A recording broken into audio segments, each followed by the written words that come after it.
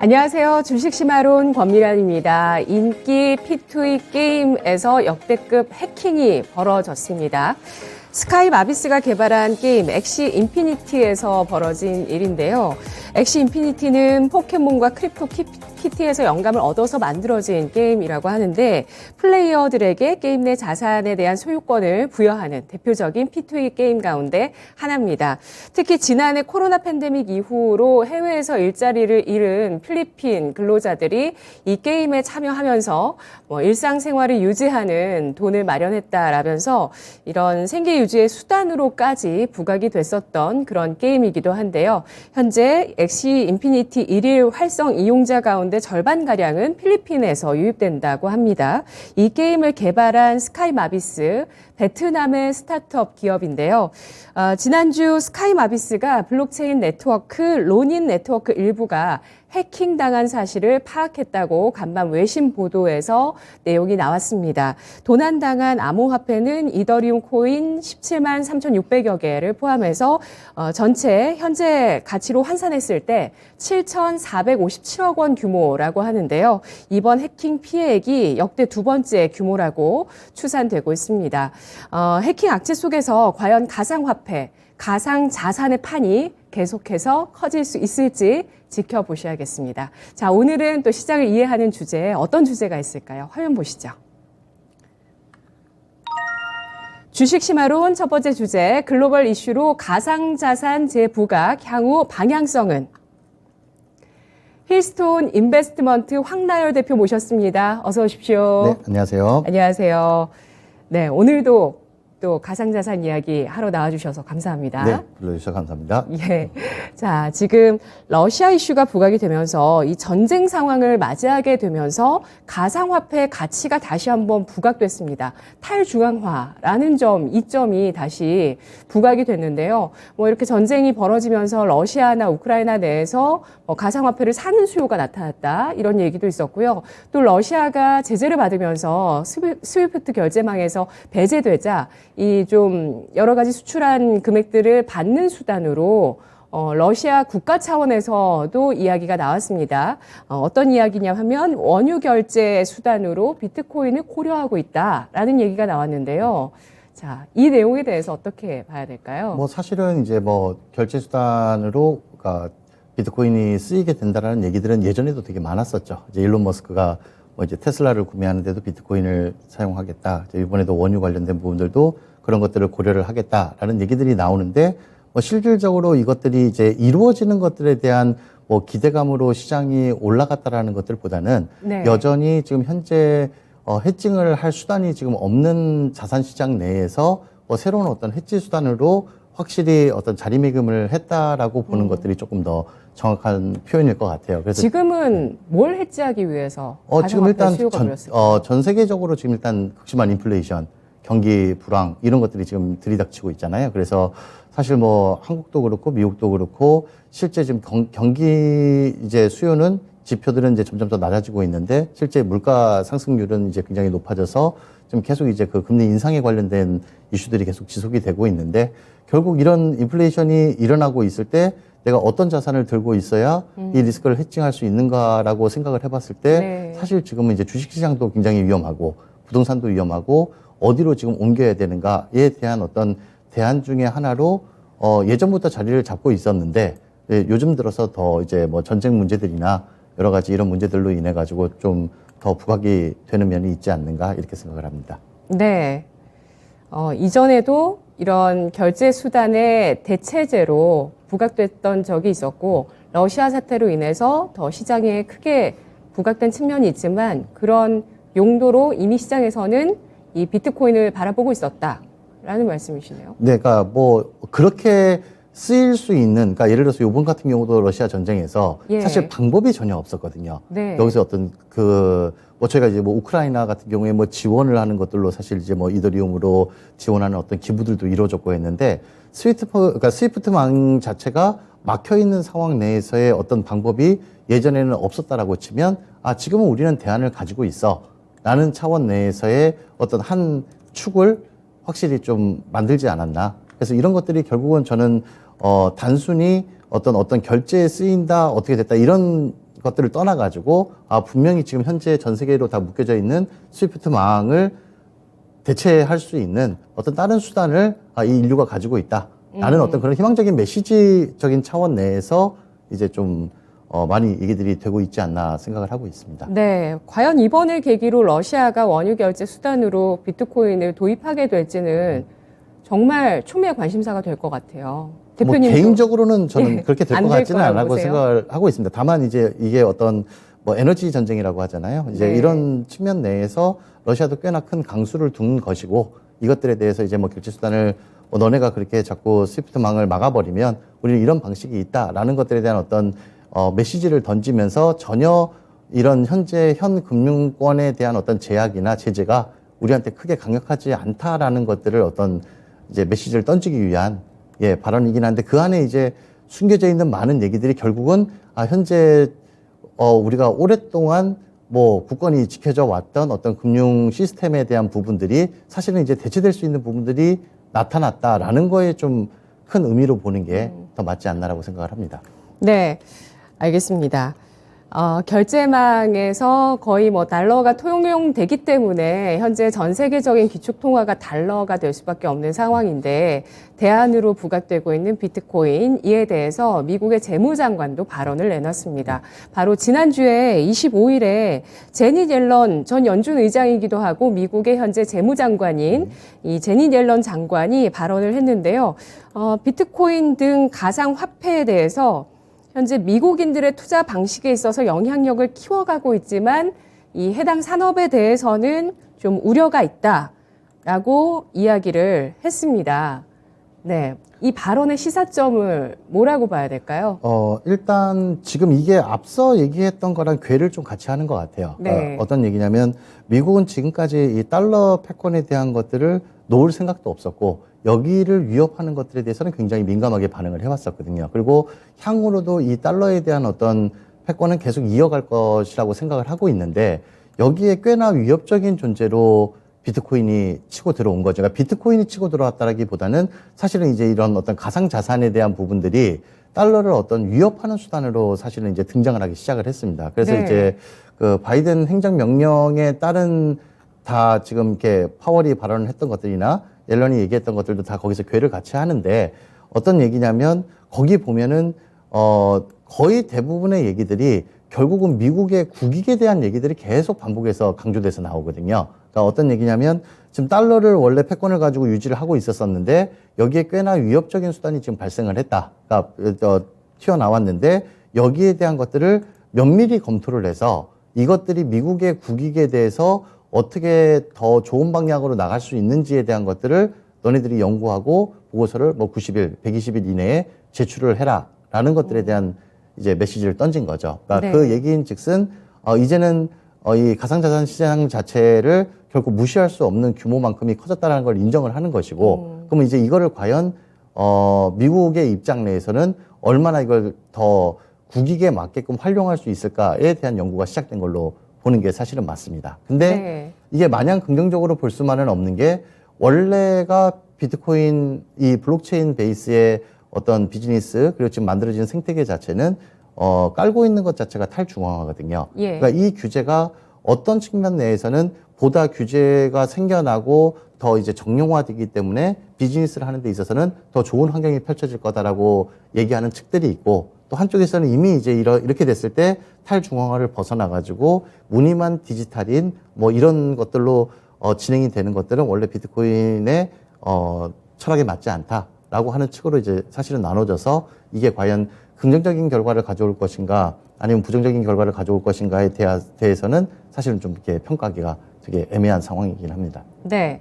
만일에 대표님께서 미국의 재무장관이나 연준 의장이라고 생각을 해보셨을 때 이러한 탈중앙화의 시스템이 필요하다고 볼 것 같으세요? 필요 없다고 생각하는 것 같으세요? 미국의 입장에서는 미국의 달러 중심이 되는 게 가장 큰 이득이죠. 그런데 이제 그쵸. 그거가 지금 이제 벗어나기 시작하는 것들에 대한 것들을 이제서야 감지를 하기 시작한 거예요. 네. 미국 쪽은 저희도 이제 그때 바이든 행정명령이 나온 이후부터 이걸 되게 면밀히 분석을 많이 하고 있었는데 한국보다 좀 많이 느리거든요, 오히려.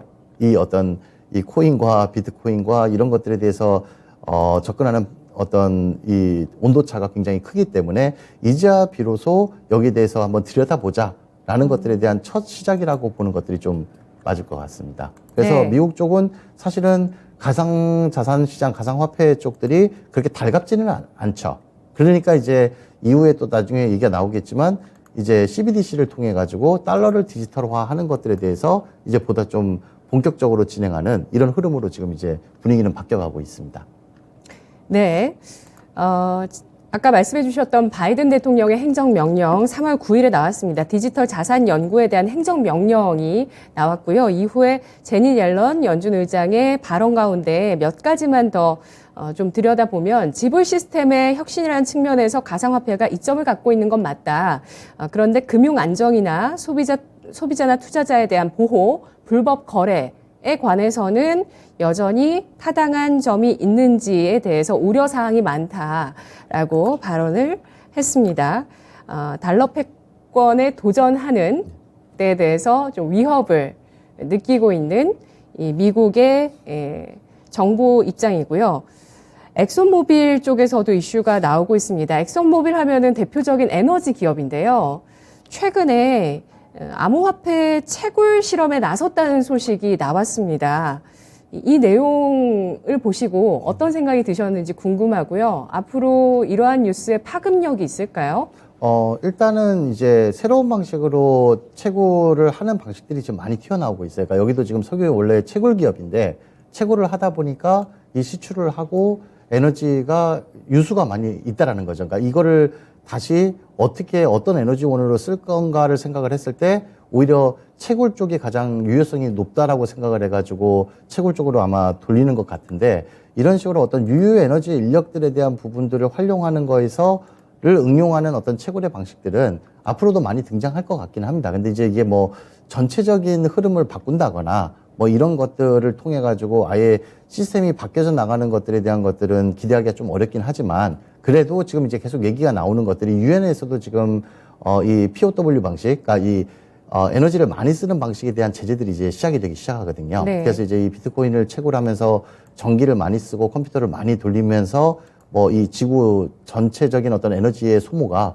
극심하다라는 것들에 대한 이슈들은 계속 지금 나오는 것들이고 중국 역시도 어떤 채굴에 대한 금지를 원래 뭐 비트코인에 대한 금지 기조가 있긴 했지만 네. 뭐 대외적인 어떤 얘기로는 이런 어떤 에너지원에 대한 이런 것들을 이제 핑계를 대거든요. 탈탄소를 위해서 그쵸. 네. 채굴을 거기 이제 금지한 거군요. 네, 그렇게 앞으로 내세우는 말들은 그렇게 하고 있습니다. 그래서 결국은 이제 이 채굴이 단순히 우리가 그냥 전기를 끌어다가 채굴을 하는 방식들이 아니라 이제 이런 기업들처럼 유유 에너지, 뭐 유유 어떤 자원들을 활용을 해서 채굴을 하는 방식들에 대한 시도들은 아마 계속 이어질 것인데 이런 것들이 이제 왜 의미가 있냐라고 한다면 결국은 저희가 이 비트코인 관련된 부분들이 무의미하고 무가치하다라고 하면 사실 이거를 이렇게 할 이유가 없겠으나 어떤 기업이라는 것들은 최대의 이윤을 위해서 노력을 하고 있잖아요. 그러니까 이런 시추 개발 석유 업체에서도 이 유유 자원을 어떻게 활용하는 것이 가장 우리한테 이익이 극대화가 되는가라고 생각을 했을 때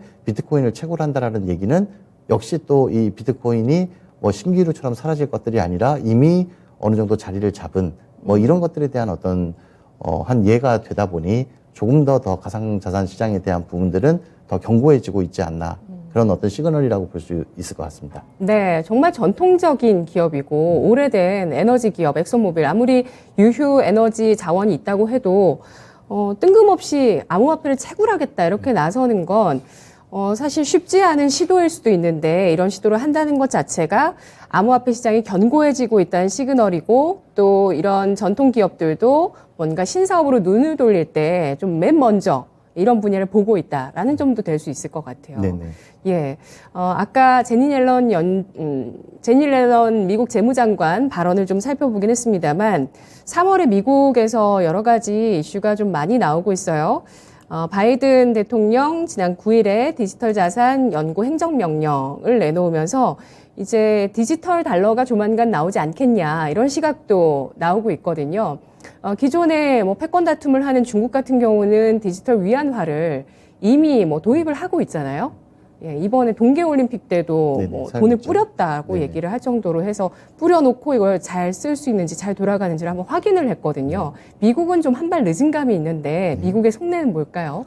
일단 뭐 제일 기본적인 기준은 아까 말씀드렸던 것처럼 절대 이 세계 통화의 지위를 놓치지 않고 싶은 것들이 예. 이제 미국의 마음이고, 그래서 그 아까 바이든 행정명령을 보면은 어떤 표현들이 나오기 시작을 하냐면, 자, 미국이 CBDC를 만들어서 사용을 함에 있어서 타국의 다른 나라들의 CBDC들이 영향을 받지 않고 미국의 국익이 증대될 수 있는 방안에 대해서 연구를 하라고 얘기가 나와 있어요. 근데 다른 나라가 사실은 뭐 CBDC를 지금 만드는 우리 뭐 한국은행도 지금 하고 있고 하고 있으나 이게 뭐 미국에 영향을 끼칠 만큼은 아닌 거죠. 그러니까 결국은 저희가 업계에서 봤을 때는 결국은 중국의 CBDC를 견제하고 있다라는 것들이 이제 중론이고, 그래서 중국은 이미 이제 이걸 상용화시키고 이미 이제 움직이는 것까지 시작을 했는데, 이제 미국의 달러 이제 CBDC 같은 경우는 이제 막 시작을 한단 말이죠. 그러니까 이렇게 됐을 때 앞서 말씀드렸던 이제 이거에 대한 단면이 어디서 튀어나왔냐면 결국은 러시아 전쟁 때문에 나오게 된 거예요.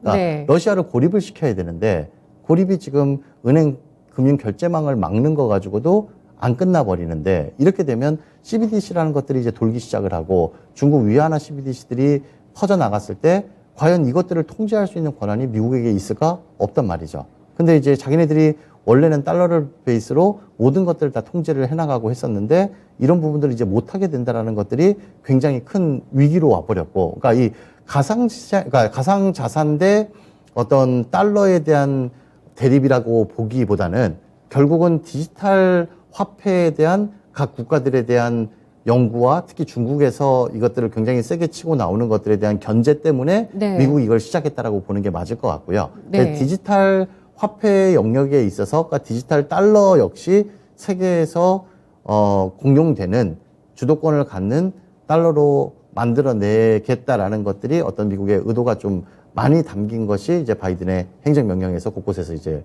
나오기 시작을 한 거죠. 네. 각국의 CBDC 연구 개발이 계속되고 있습니다. CBDC 하면 센트럴뱅크 디지털 커런시라고 해서 중앙은행이 발행하는 디지털 화폐인데요. 근데 이 가운데서 위안화, 디지털 위안화와 디지털 달러화의 대결을 앞으로 지켜보셔야 되겠습니다. 그런데 아무리 생각해도 미국이 전 세계에 정말 주도하는 국가인데 너무 늦게 대응하는 거 아니냐라는 생각을 지울 수가 없고요. 그리고 이번 러시아 사태를 보면서도 사실 전 세계를 통제하는 세계의 어떤 경찰, 어떤 세계를 주도하는 그런 위치에서 조금은 벗어나려고 하는 듯한 모습도 보인다. 이런 시각도 있는데 네네. 궁금해요. 대표님은 어떻게 생각하시는지. 일단은 늦은 게 아닌 게, 아닌가요? 네, 늦지는 않은 게 사실 이제 어떤 시각들을 많이 가지고 있었었냐면 지금도 마찬가지잖아요. 아직도 비트코인, 뭐 이더리움 얘네들 사라질 거다라고 말씀하시는 분들이 많아요.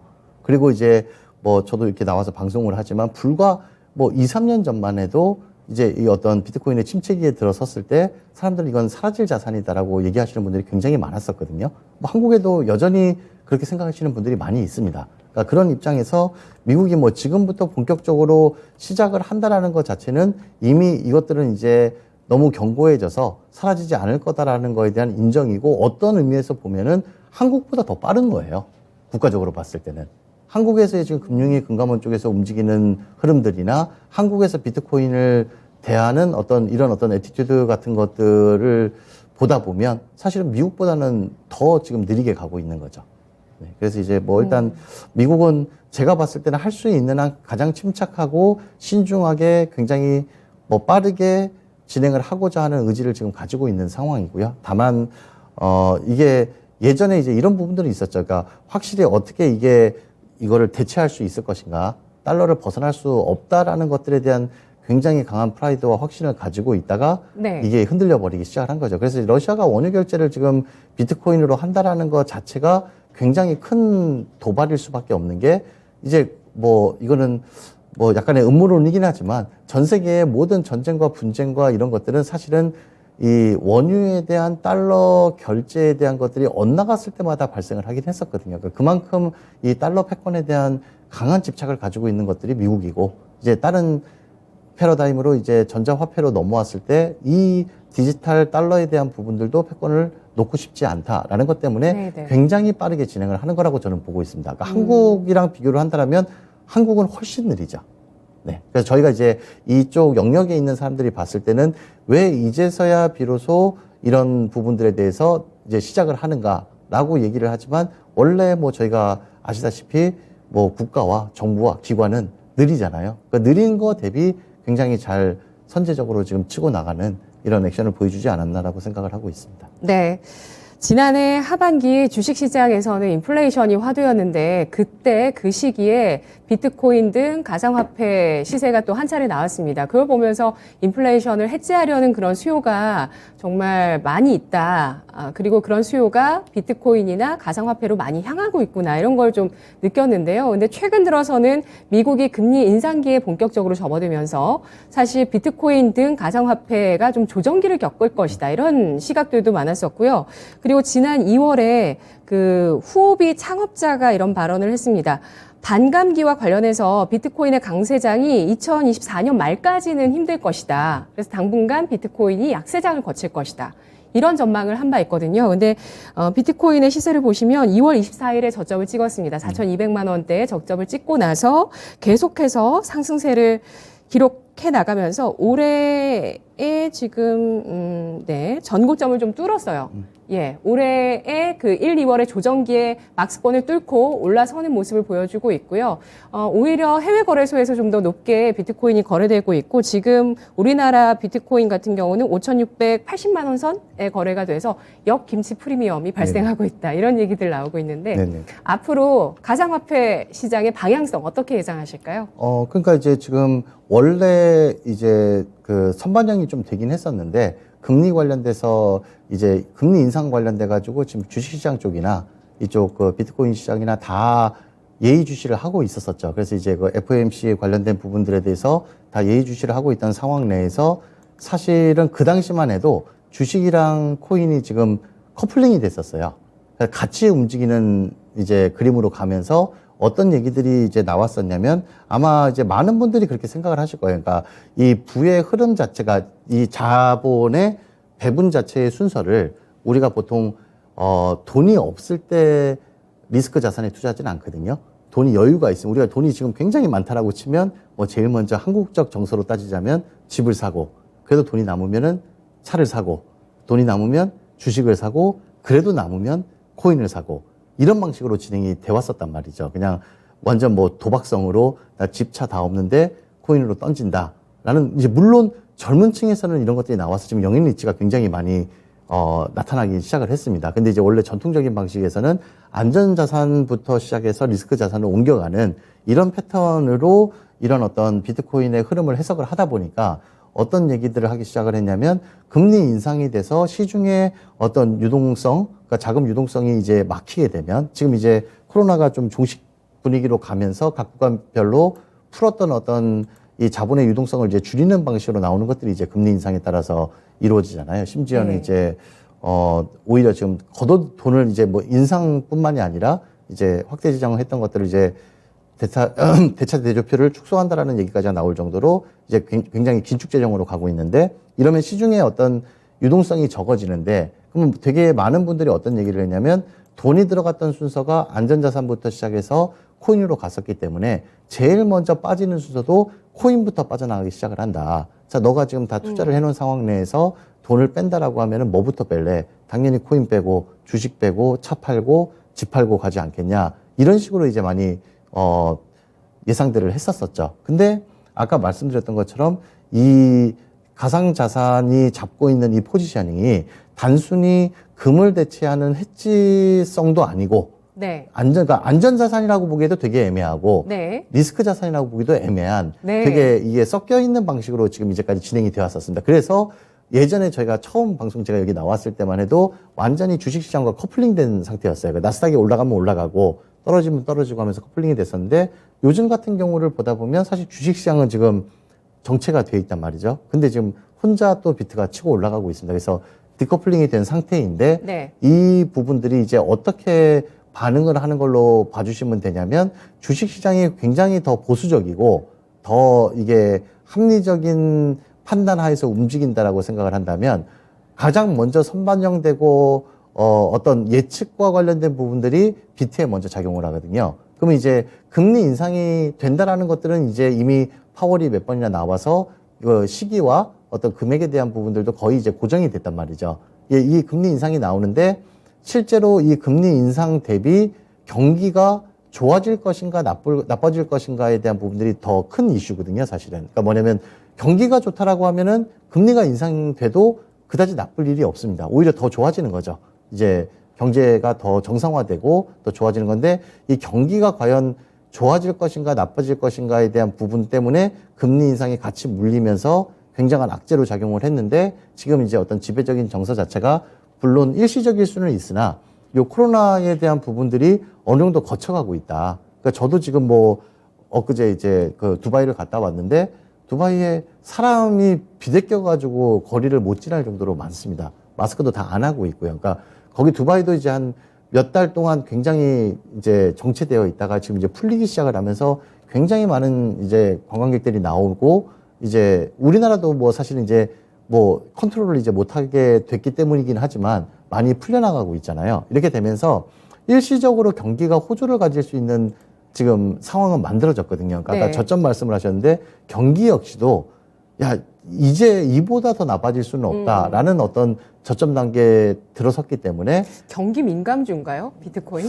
굉장히 민감하죠. 그런 것 같아요. 그러니까 그 이제 말씀이신 것 같아요. 이렇게 생각을 해주시면 예. 될 것 같아요. 그러니까 주식 시장이 사실은 어떤 호재와 뉴스에 따라서 이제 움직이던 어떤 때가 있었다라고 치면 비트 같은 경우는 굉장히 민감하게 선반영을 해요. 그러니까 네. 아까 뭐 솔직히 지금 주식 시장에서 뭐 석유 회사가 이걸 가지고 채굴을 하는 게 뭔 큰 뉴스냐 이걸 해가지고 뭐 수익과 어떤 재무제표가 굉장히 올라갔다라고 얘기하면 그때서야 이게 반영이 될 수는 있으나 우리가 이런 거를 한다라고 했을 때 관련주들에 대한 움직임은 있을지언정 뭐 전체가 다 같이 움직이진 않잖아요. 근데 여기 같은 경우는 이런 뉴스들 하나 또 예전에도 말씀드렸지만 머스크의 뭐 멘트 하나 뭐 이런 것들에 따라 가지고 그냥 시장 자체가 움직일 만큼 그렇게 민감도를 가지고 있기 때문에 지금 이제 저희가 보는 어떤 시각은 비트가 지금 분명히 지금 금리 인상에 대한 발표들도 나왔고 경제 사정도 좋지 않기 때문에 주식과 따라서 같이 지금 커플링으로 가야 되는데 올라간다라고 한다라는 거는 이쪽에서는 이 다른 호재들이 지금 전혀 없는 상황 내에서 어떤 경기 회복에 대한 어떤 전망이 좀 들어가 있지 않나라고 이제 그렇게 보는 시각들이 좀 있습니다.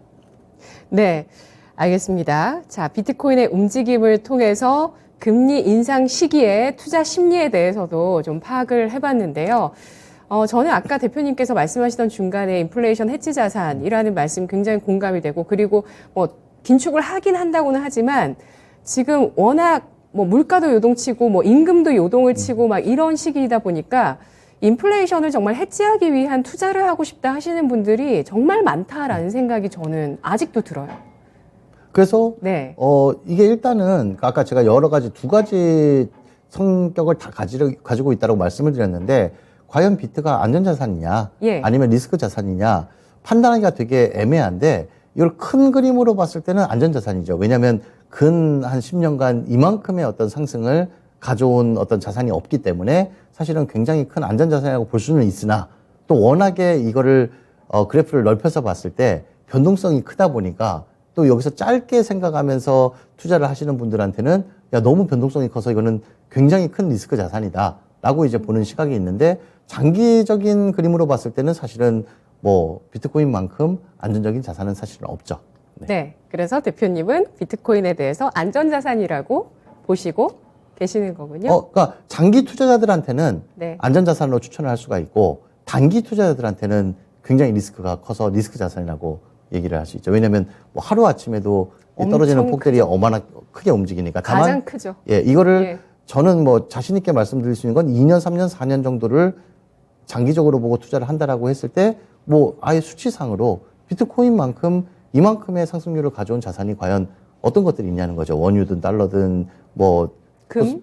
뭐 금이든 뭐 모든 것들을 다 통틀었을 때 이만큼의 안정적인 자산은 지금까지는 없어 왔다라는 것들은 뭐 사실 수치가 얘기를 해주는 부분입니다. 알겠습니다. 첫 번째 주제 알아봤고요. 빠르게 두 번째 주제 가보도록 할까요? 신정부 출범 가상자산 시장 더욱 활성화될까? 지금 차기 정권을 준비하기 위한 작업들이 굉장히 분주합니다. 업계 필드에 직접 계시면서 과연 다음 정권에서 가상자산에 대해서 어떤 기조를 보여줄지 정말 촉각을 곤두세우고 보고 계실 것 같고요. 윤석열 당선인의 공약을 보시면 가상자산의 투자의 기회를 넓히겠다는 의지가 보입니다. 또 더 크게는 국민의 재산권을 뭔가 존중하고 부여하겠다라는 그 의지가 굉장히 큰 것 같아요. 가상자산 역시도 그렇게 보고 있는 것 같은데 어떻게 보시나요? 공약 분석해 볼까요? 그러니까 공약적으로 들여다 보면은 사실은 위험한 것들이 굉장히 많이 있었습니다. 그러니까 어떤 거냐면 깊이 있게 들어가지를 못했어요. 그러니까 저희도 네. 이제 뭐 어떤 정책 관련된 것들에 대해서 대선 기간 동안에 많이 어드바이스를 하면서 이런 것들에 대해서 관여를 하고 참여를 했지만 실제로 지금 정부가 만들어 놨던 어떤 이런 항목들에 대한 부분들은 사실 또 뒤에서 말씀을 드리겠지만 굉장히 올드한 패러다임에서 접근을 했다. 그래서 실제로 지금 현재 돌아가는 필드에서 딱히 굉장히 적확하게 적용될 수 있는 부분들은 굉장히 없다라고 저희는 생각을 하고 있으나 일단은 그런 부분들이 뭐 이게 어떻게 좋아지고 하는 것들을 구체적으로 얘기하는 것보다 전반적으로 이 신에 대한 부분들을 긍정적으로 보고 있다라는 것들이 가장 어떤 평가에서 좋은 시그널이라고 볼 수 있을 것 같습니다. 그러니까 아까 말씀하셨던 것처럼 뭐가 어떻게 바뀌고 뭐가 어떻게 될지는 모르나 보니까 이번 정부에서 확실히 이런 가상자산 관련된 부분들이나 디지털 관련된 부분들에 대해서 굉장히 적극적으로 여기에 대해서를 진행을 하려고 하는 어떤 그런 애티튜드는 갖고 있다라는 그거가 뭐 유효하지만 실제로 하나씩 들어가서 공약들을 보다 보면은 이게 굉장히 필드 쪽에서의 얘기들이 반영이 많이 되지 않았구나. 예, 좀 약간 헛다리가 이렇게 빙빙 돌고 있는 듯한 어떤 느낌의 어떤 정책들이 굉장히 많이 나오고 있는데 뭐 우려하고 있는 부분들은 여기에 대해서 긍정적으로 접근하는 것들은 뭐 저희도 좋게 평가를 하고 있으나 잘못 접근을 해가지고 아니 건드리만 못하는 것들을 잘못 규제화시키고 잘못 만들어놨을 때 나오는 부작용들이 굉장히 심각해질 수도 있는 가능성들이 있는 부분들이 보인다라는 것들이 이제 좀 뭐 저희 쪽의 판단입니다. 네, 대표님께서는 우리나라 정부 차원에서 가상화폐, 가상자산에 대해서 좀 더 이해도를 깊이 만들어서 그에 대해서 전 세계적으로 좀 주도할 수 있는 위치를 만들어 나갔을 때 국익에 도움이 된다고 보세요? 이거는 조금 약간 위험한 얘기인데, 저는 예전에 사실은 이제 코인 붐이 불었던 2017년도, 18년도에 이 시기를 놓친 거에 대한 굉장한 안타까움을 좀 가지고 있어요. 그러니까 당시에 이제 코인 하면 사기다 해가지고 이제 너무 부정적인 정서가 셌었는데, 사실 그 당시에 몰타, 뭐 스위스, 뭐 이런 거 스위스 주쿠시나 몰타, 뭐 이런 곳들을 싱가포르, 홍콩 다 어떤 것들을 했냐면 지금 이제 윤석열 대통령 공약으로 나왔었던 뭐 ICO에 대한 뭐 허용 이런 부분들 때문에 굉장히 속된 말로 떼돈을 벌었어요, 이 나라들이. 왜냐하면 이제 저도 이제 얼마 전에 두바이를 갔다 와가지고 법인을 설립을 하려면 현지인들을 다 고용을 해야 되거든요. 그러면 저는 당시에 한국이 빗썸 업비트가 세계 1, 2위 거래소를 찍고 이런 어떤 크립토 산업의 중심이 되었었을 때 차라리 한국을 크립토 국가로 만드는 것들에 대한 준비를 했었다면 어떤 이런 외화 관련된 부분들이나 고용 관련된 부분들 이런 거에서 사실은 다 한국으로 이걸 끄집어 들어올 수 있는 아주 정말 좋은 찬스가 있었는데 이거를 그냥 속된 말로 밥상을 뒤집어 엎었죠. 그러면서 이제 이게 다 산업이 뭉개져 버렸는데 이런 기회들은 저희는 계속 찾아온다라고 생각을 하고요. 지금 이제 다시 코인 붐이 거치고 비록 이제 거품 버블론들이 나오고 있기는 하나 NFT에 대한 얘기들이 지금 이제 또 계속 튀어나오면서 대기업들이나 많이 진출을 하고 있단 말이죠. 이런 거를 봤을 때 우리가 여기서 판단을 굉장히 잘해서 몇 년 전에 좀 과오를 범하지는 않았으면 좋겠다. 그리고 이런 어떤 이제 글로벌라이제이션이 되고 국경이 없어지고 지금 이제 미국조차도 이 달러에 대한 것들을 위태위태하다라고 느낄 만큼의 어떤 전 세계적인 컨센서스가 지금 이제 만들어지고 있다라고 하면 이거를 지금 주도적으로 끌고 나갈 수 있는 기회가 있다라고 하면 한국이 치고 나가는 게 저는 옳다라고 생각을 합니다. 한국 사람들이 언제 뭐 요즘은 다행히도 K-팝 뭐 K-컬처들이 많이 이제 전 세계적으로 영향을 끼치긴 했지만 이런 어떤 비즈니스 영역 쪽에서 주도권을 잡아본 적은 단 한 번도 없거든요. 근데 이걸 잡을 수 있는 나라예요. 그러니까 아직까지도 크립토 관련된 부분들이나 이런 것들은 한국에 대한 어떤 이 리스펙이 굉장히 아직까지 이 시장에서 높게 잡혀져 있는 상황 내에서 조금 바라는 바람이 있다라고 하면 여기에 대해서 새롭게 오히려 끌려 들어가는 것들이 아니라 주도권을 잡고 한번 진행해 보는 것들을 시도를 해보면 어떨까라는 생각을 조금 하고 있습니다. 네. 아까 오프닝에서 엑시 인피니티 해킹 사건 얘기를 제가 잠깐 말씀드리기도 했지만 그걸 좀 들여다보니까 그 게임을 하는 유저들 가운데 대부분 뭐 절반 정도가 필리핀인이더라고요. 절반이 넘죠. 예. 절반, 50%가 여전히 그런가요? 네네. 예, 60% 정도로 사실 봤다가 최근에 유저가 너무 많이 늘어서 네네. 그래서 좀 비율이 줄어들지 않았을까 이렇게 생각했는데, 근데 필리핀이라는 나라가 해외에서 거주하면서 일하는 그 해외 외국인 노동자들이 많은 국가여서 그 해외에서 송금하는 금액 자체가 GDP의 10% 정도를 차지할 정도라고 하더라고요. 그런 것들을 이제 뭐 코인 같은 것들도 이렇게 뭐 송금을 하거나 거래하는 것들을 그 허브를 우리나라 쪽으로 이렇게 몰아오면 우리나라 국익, GDP에 엄청난 플러스가 될 수 있는 거였는데. 저는 된다라고 생각을 하는데. 네. 놓쳤네요. 한국의 금융 쪽은. 예. 네. 이런 외환에 대한 것들을 열어줄 리가 저는 만무하다라고 생각을 합니다. 예. 그래서 이제 이게 어쩔 수 없는 어떤 아까 말씀드렸던 것처럼 이게 같이 합치돼 가지고 잘 되는 방향으로 가는 거를 기대하는 것보다는 그래서 저도 이번 정부에 기대하는 거는 뭐를 해주고 뭐를 하는 것보다는 자 그냥 우리가 아무것도 하지 않을 텐데 네. 너네들도 한번 마음껏 해봐. 다만 이게 어떤 리걸 이슈가 발생하는 것들에 대한 책임은 너네가 철저히 지더라도 하는 이런 어떤 네거티브적인 어떤 규제 방식으로 가면서 예 이게 좀 정부가 아무것도 안 하는 예 이 방향이 가장 아름다운 방향이지 않을까라고 생각을 합니다. 그러니까 뭐를 하려고 하다 보면은 더 안 좋은 방향으로 지금 흘러갈 가능성이 굉장히 좀 높은 어떤 영역이어가지고. 예. 네.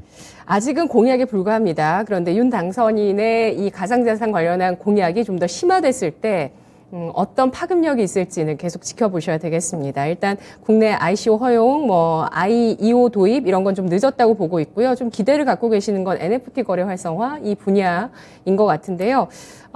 그리고 또 가상자산 시장계의 큰 이슈 가운데 하나가 트래블 룰 도입입니다. 25일부터 시행이 이미 됐고요. 예, 트래블 룰을 도입하게 되면서 시장이 어떻게 달라졌나요?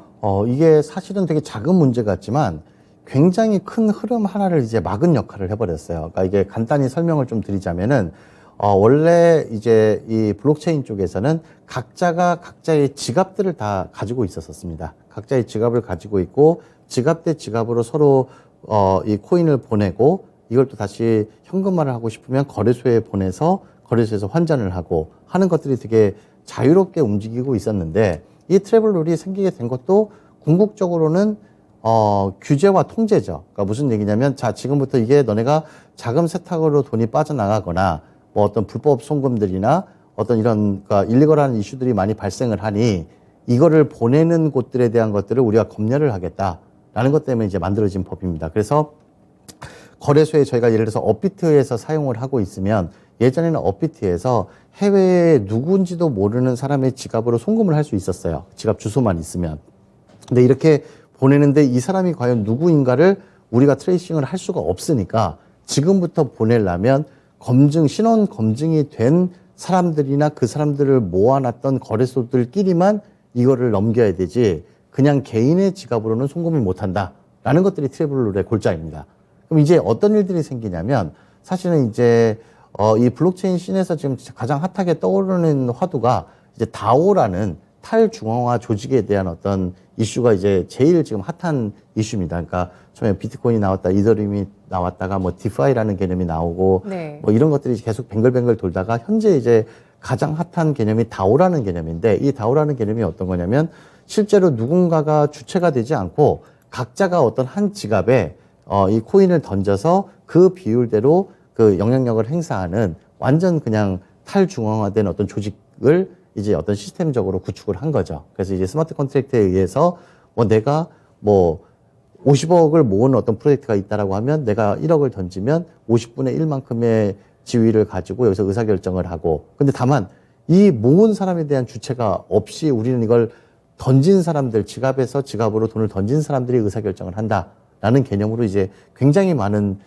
다오들이 이제 이상적인 어떤 민주주의의 어떤 개념 개념이었죠. 그래서 이런 것들이 튀어나오고 있는데 이 트래블 룰 때문에 이 개인 지갑으로의 송금 자체가 아예 막혀버리는 상황이 생겨나는 거죠. 이건 이제 나중에 이제 문제점으로 나오긴 하겠으나 아직까지 한국에서 이런 어떤 다오들이나 이런 문제들에 대한 부분들을 민감하게 반응을 하지 않아가지고 사실 크게 이슈가 되지는 않지만 사실 이거는 이제 어떤 가상자산이 앞으로 나가는 데 있어가지고 큰 벽을 하나 그냥 쳤다라고 저희는 보고 있습니다. 그래서 이제 이런 트래블 같은 경우들이 결국은 정부 주도의 어떤 규제와 이런 부분들이 이제 딱 현실적으로 나타난 부분들이기는 한데 결국 이 분야는 정부의 규제와 이쪽 탈중앙화 하려고 하는 이런 영역들 간의 싸움이 계속 그냥 치열하게 이루어지는 그렇게 또 올 한 해를 본다고 해도 그게 계속 이어지지 않을까 이렇게 생각을 하고 있습니다. 네.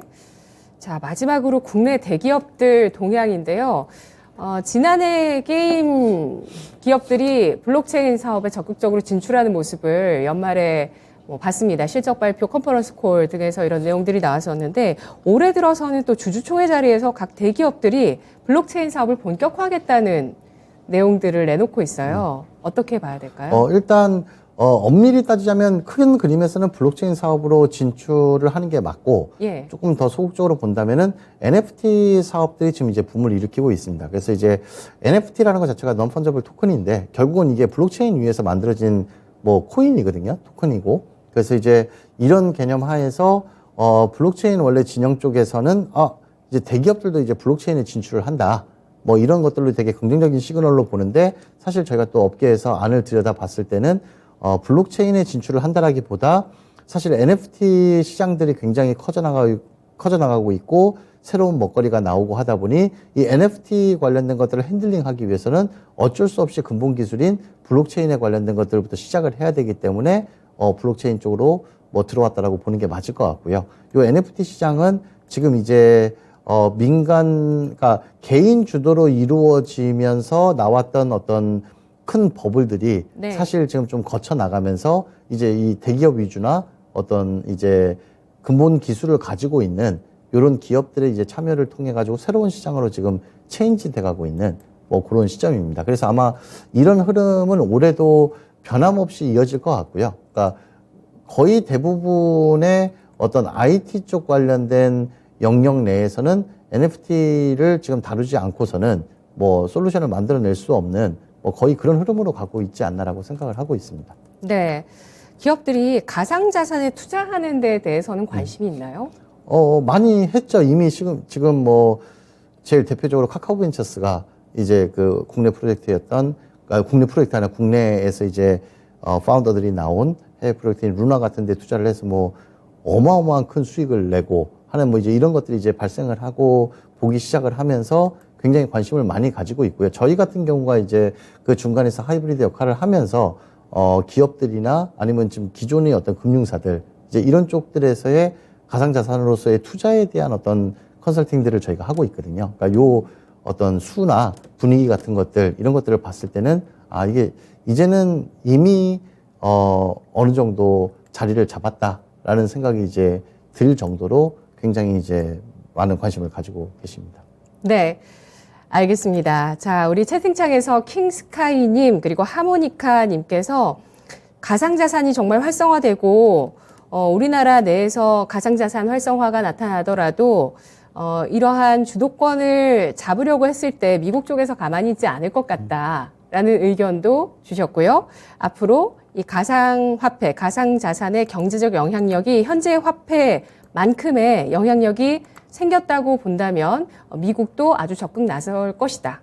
대표님께서는 이미 그렇게 되어 네, 그러니까 상황이 미국이 그렇게 지금 아까 가고 있다. 두 번째 질문하신 분 말씀처럼 예. 이미 미국이 거기에 대해서 눈을 떴고 네네. 이제 우리가 이걸 잡아보겠다라고 들어온 상황이고 첫 번째 질문에 대한 답으로 간다라고 하면 그럼에도 불구하고 이 시장의 주도권을 미국이 가져가는 것들은 불가능하다라고 생각을 하고 있습니다. 왜냐하면 기본적으로 이 가상자산이라는 것 자체의 출발점 자체가 아까 말씀드렸던 것처럼 레지스탕스적인 성격을 띠고 있습니다. 탈중앙, 탈권력 이런 걸 갖고 있기 때문에 이거를 미국이 다 패권을 잡는다. 물론 미국이 어떤 디지털 달러를 통해 가지고 한 축을 형성을 할 수는 있어도 실제로 이걸 이제 들고 흔들 수 있는 그런 영향력은 지금도 못 끼치고 있는 거죠. 지금도 이제 러시아에 그렇게 금융 제재를 가하고 싶으나 갑자기 러시아가 그럼 우리 그냥 비트로 할래 하는 순간에 미국이 속수무책이죠. 이거를 어떻게 뭐 비트를 제재를 하고 뭘 하겠다라는 얘기들을 지금 네. 하지 못하는 것처럼 아무리 시간이 지나도 이 가상자산 영역에서 한 국가가 이걸 통제할 수 있는 일은 발생하지 않을 것이다. 라고 생각하고 있습니다. 그래서 미국이 좀 늦은 게 아닌가 저는 그 생각을 했는데 그렇지 않다라고 또 아까 대표님께서 또 설명을 해주셨어요. 오늘 분석 여기까지 듣도록 하겠습니다. 고맙습니다. 네, 감사합니다. 네, 오늘 가상자산 현황과 방향성에 대해서 알아봤습니다. 힐스톤 인베스트먼트 황나열 대표였습니다. 지금까지 투자 판단에 도움드릴 수 있는 내용들 알아봤고요. 다만 주가의 상승과 하락을 보장하지는 않습니다. 수요일장 마감 잘하세요. 내일 뵙겠습니다. 고맙습니다.